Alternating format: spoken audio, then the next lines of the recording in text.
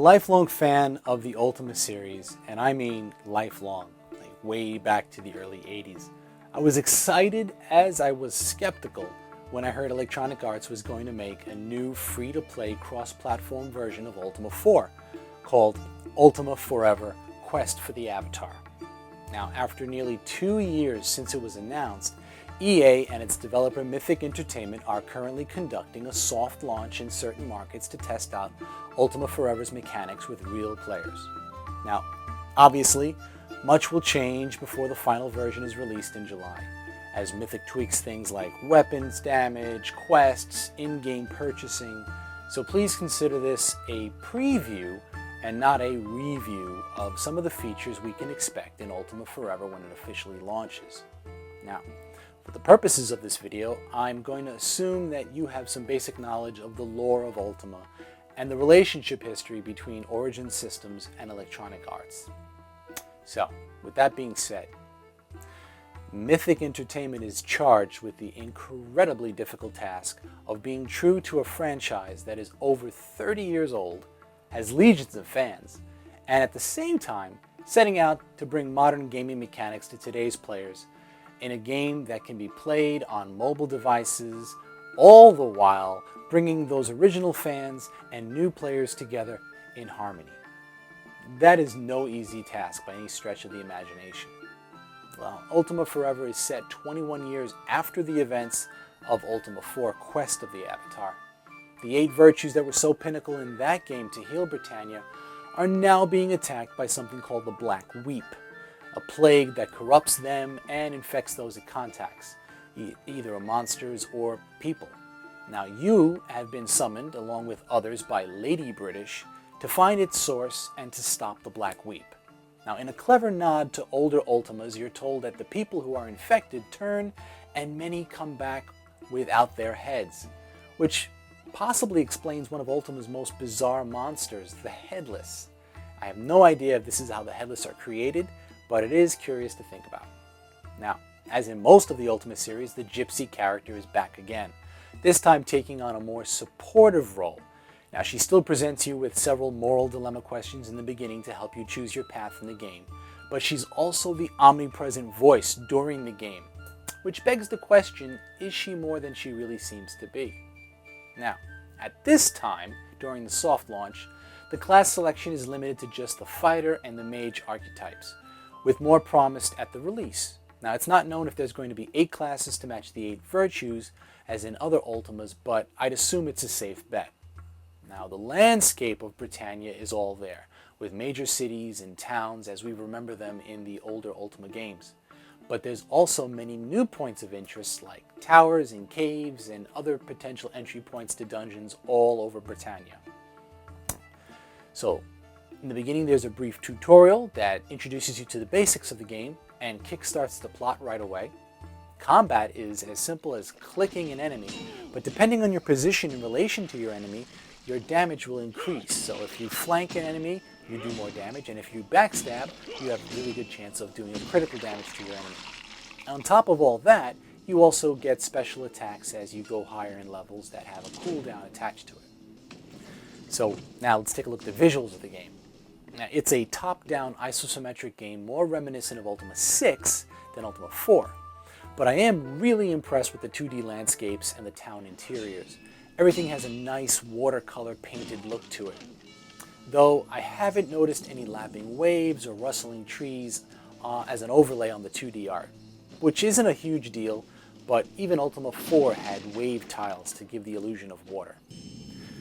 To Mythic's credit, though, I did see some really nice weather patterns and rain sequences in the beginning of the game. Now, the portrait art is very appealing and keeps up with the style of the game. Characters, NPCs, and monster sprites really look good. Although, I did have a little trouble with the fighter characters' proportions, the top-heavy. It took a little while to get used to it. Music has always been a big part of Ultima and still is. Now, I was happy to hear familiar melodies set to a full orchestral score.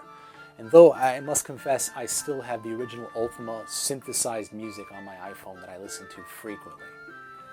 Ultima Forever is a freemium game set up with in-game purchases. Now, Mythic has stated that you can play the entire game without ever spending a cent, But if you want, you can purchase nearly anything in the game, except virtue points, which I'll explain later what those are. They've also gotten rid of the old gold system and use a variety of keys to buy things. Bronze, silver, and gold keys. They're used to open chests throughout the game, and depending on which key you use, your chances of finding common, uncommon, rare, or epic items rises. Bronze keys can be found in dungeons as loot, or you can craft them, and combining 15 bronze keys gives you 5 silver keys. And gold keys can be purchased with real money throughout the game, or they're awarded to you in certain situations. Now, keys are also used to buy in-game items, repair damaged weapons and armor, and you'll be doing a lot of that. Now, your equipment deteriorates really fast over time, but the good news is you're not required to visit a blacksmith shop to fix it. Simply spend the keys that you have, and it's an easy fix right there. In fact, Mythic has used this soft launch to gauge costs and have recently reduced the repair costs significantly due to direct user feedback. Now, of course, the 8 virtues are at the heart of Ultima, and throughout the game, moral dilemmas are presented to you that really don't have a right or wrong answer, but your choices will direct your character's virtue path. For instance, leaning towards honest deeds will increase your reputation in the town of Honesty, Moonglow. Justice earns you reputation in the town of Yew, and the higher your reputation, the better you'll be received in those particular towns, unlocking new areas and new quests. All virtuous deeds are tallied together and are translated as a little purple bar that's beneath your health, and when that bar fills completely, your character advances a new level.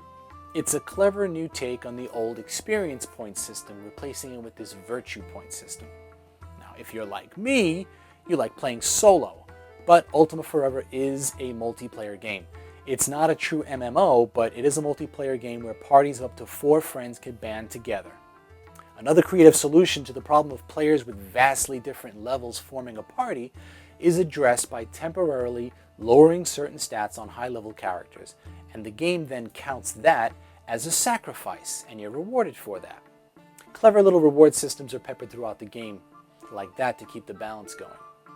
Now, it's important, really important, to keep in mind that this is a reimagining of the classic Ultima 4, not a sequel on the original timeline. It's sort of like a Hollywood reboot, like in the recent Batman and Superman films. Now, Mythic does try to keep old school fans happy by pointing to certain people, places, and things from the original Ultimas, and you can't help but smile when you stumble upon one of those, but it never detracts from the plot or annoys new players that don't know anything about the Ultima series. Now, though there are hundreds of dungeons to conquer, people to help, quests to complete, it's laid out in little accomplishable chunks. You could pick up and play a quick 15 minutes and actually complete something, instead of continuous chain of quests that goes on and on and on. Ultima Forever is meant to be played quick and light. It's perfect for mobile gaming. And the more I experience this game, the more I find I like it, though my old Ultima prejudices are really hard to fight back. The fact that the original Ultima 4 used so much of the player's actual imagination to fill the blanks that the technology of the time couldn't do, it gave us a sense of it to be incredibly invested in that game.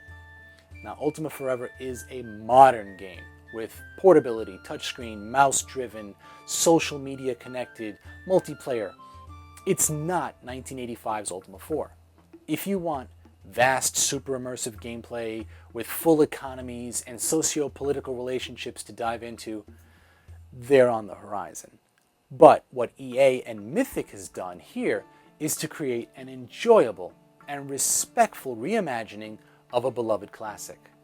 I'm looking forward to the July 2013 full launch, to journey onward again to Britannia.